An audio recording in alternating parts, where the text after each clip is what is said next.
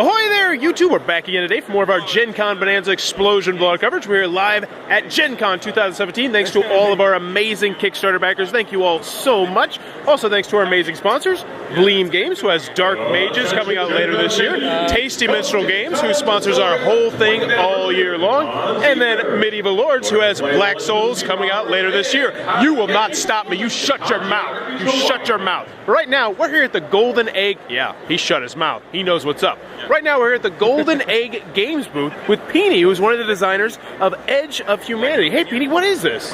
So what you see over here is a deck builder that is set in a post-apocalyptic world. And the interesting thing about this game is that you get to choose how the world is ended.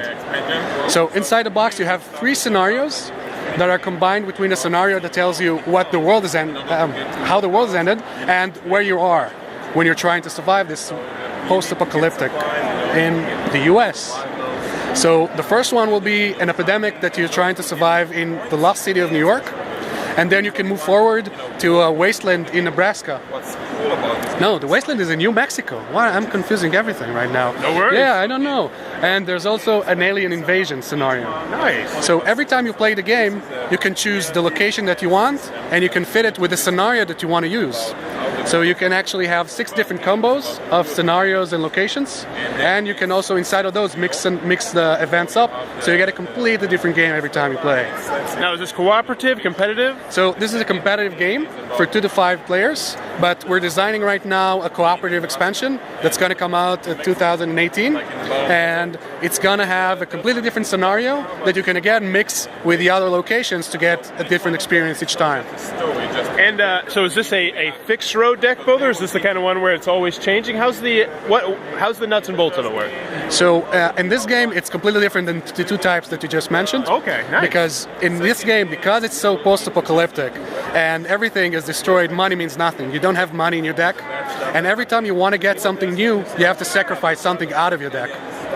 So you start the game with about 10 cards, I mean exactly 10 cards, and you end up with about 10 cards. So everything is really dynamic, and your deck is getting destructed as much as it's getting built. So if you want to trade, you trash what you bid with. If you want to build a safe house, you trash the supplies you used. If you want to recruit someone into your colony, you trash the supplies you used in order to recruit them. Thematic. So it's really thematic. Everything you use is gone. The only thing that cycles is your actions. And is this out now, or is it coming out soon? So it's out now for Gencon. This is a pre-release, and it should be in stores in around October. All right. Very, very cool. That is Edge of Humanity. Sounds like a different deck builder. Loving the post-apocalyptic, loving the scenarios. If it looks like it might be your cup of tea, be sure to check that one out. If you're enjoying this Gen Con coverage, please be sure to click on that subscribe button down below. And in the comments below, let me know, post-apocalyptic wasteland, where do you want to live?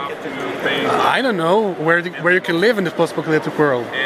Well, I mean, do you want hot? Do you want cold? Because, I mean, you have to think about surviving through the winter. Whereas if you're in California, post-apocalyptic, you don't have to worry about that. You can go to the beach. If you're living in California and there's zombies somewhere else, then you're golden. Yeah, let's go to the beach. I'm going to go Miami Beach. Miami Beach. That's where I want to go in post-apocalyptic. You let me know in the comments below where you're going in that post-apocalyptic wasteland, purely based on the weather. And as always, thanks for your time, YouTube.